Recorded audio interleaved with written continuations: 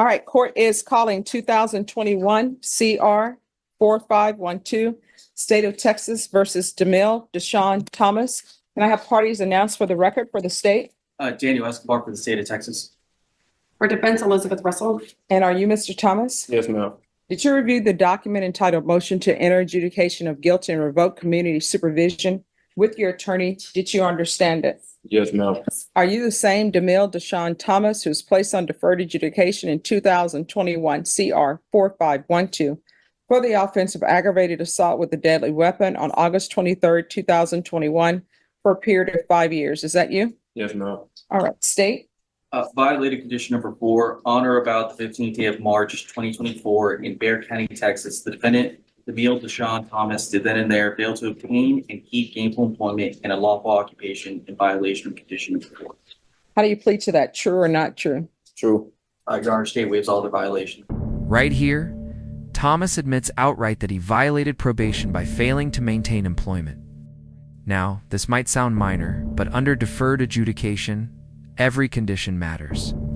By pleading true, he's opening the door for the court to officially revoke probation and send him to prison. Think about that. One technical violation, and the judge now has the authority to impose up to 20 years behind bars.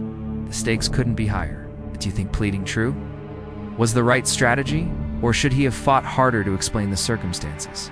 Any objection? No objection. All right, did you understand by pleading true to violation of condition number 4, the court could find it true, grant the motion, find you guilty, sentence you up to 20 years in prison and up to a $10,000 fine? Yes, ma'am. Knowing that, do you still wish to plead true to violation of condition number 4?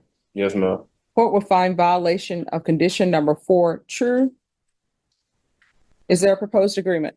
Yes, Your Honor, it's to alter and amend for safety, hold in custody until he can be placed into treatment, and then alter and amend for a no contact order with Christina Miles, that the defendant be placed back into gang diversion upon release, proof of employment within 10 days, GPS work release for 6 months, and sober living home and zero tolerance.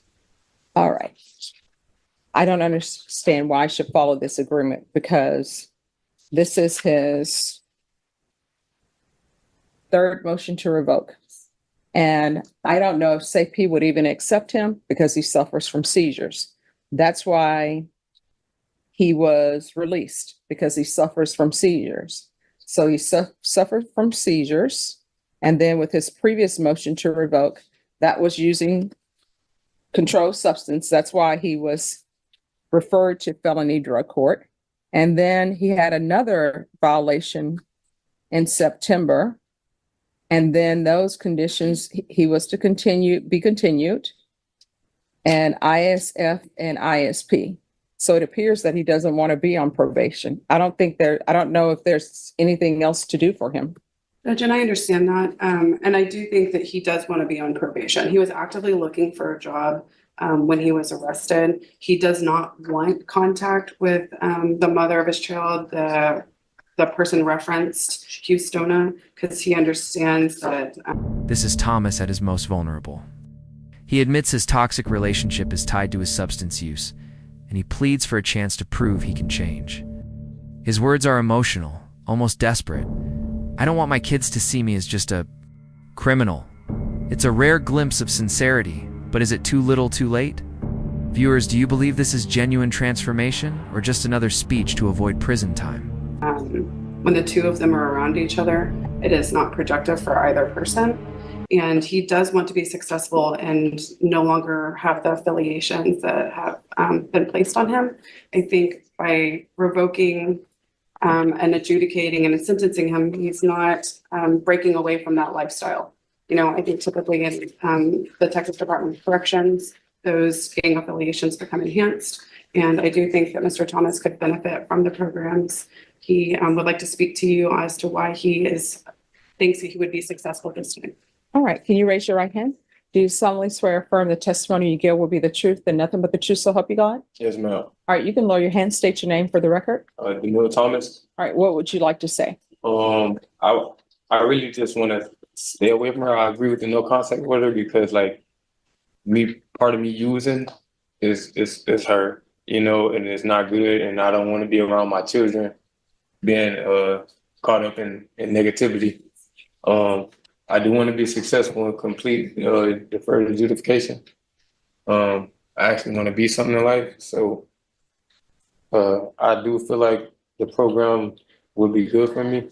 At a point, I kind of feel like I don't want to go to St. Pete. I don't want to go to St. Pete, but not just because maybe it's the last thing going, but maybe maybe it could be the best thing for me.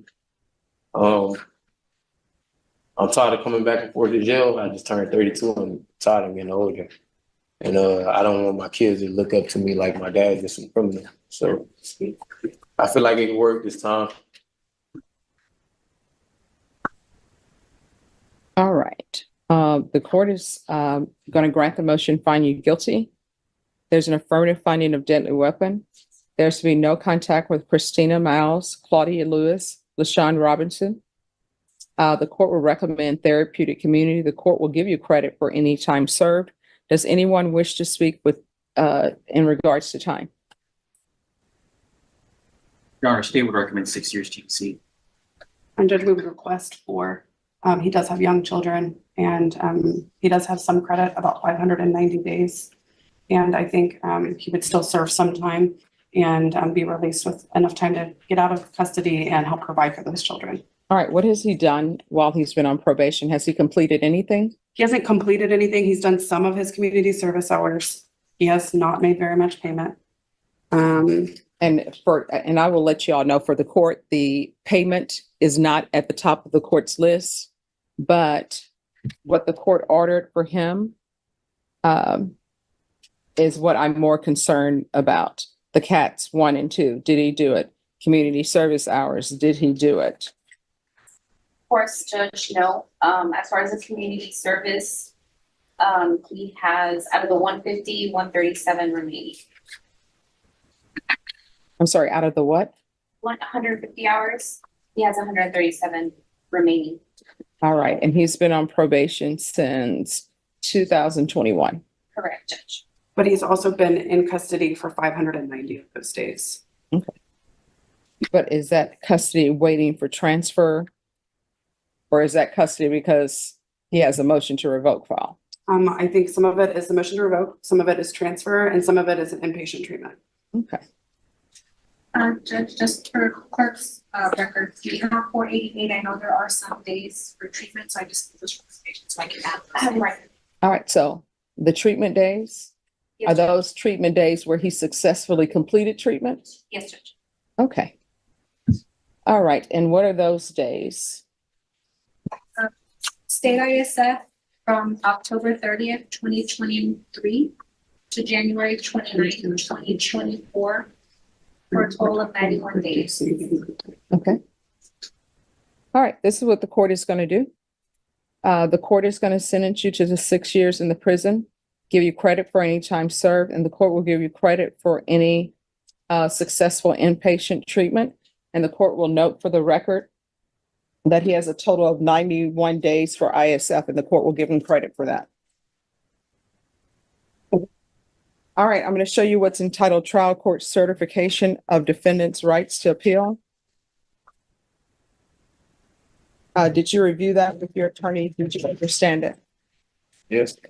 All right, you have a limited right to appeal, and that right to appeal is as it relates to the allegations in the motion, not the fact that you are on deferred adjudication. Because this is a felony conviction, you're not allowed to own or possess any weapons.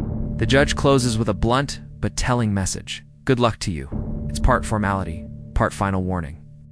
At this point, Thomas's future isn't in the court's hands anymore. It's in his. Whether he embraces rehabilitation after release or falls back into old patterns will decide what happens next in his life. What do you think? Is this sentence fair justice? Or was there still room for mercy? If you have a question over what a weapon or ammunition is, you'll need to speak to an attorney. Do you understand? Yes, ma'am. And I'll recommend the therapeutic community. I do not have any jurisdiction over the therapeutic community. I can't force them to place you in the program. You'll have to ask for it, and whether or not they place you in the program will be completely up to them. But I will have it placed in the judgment.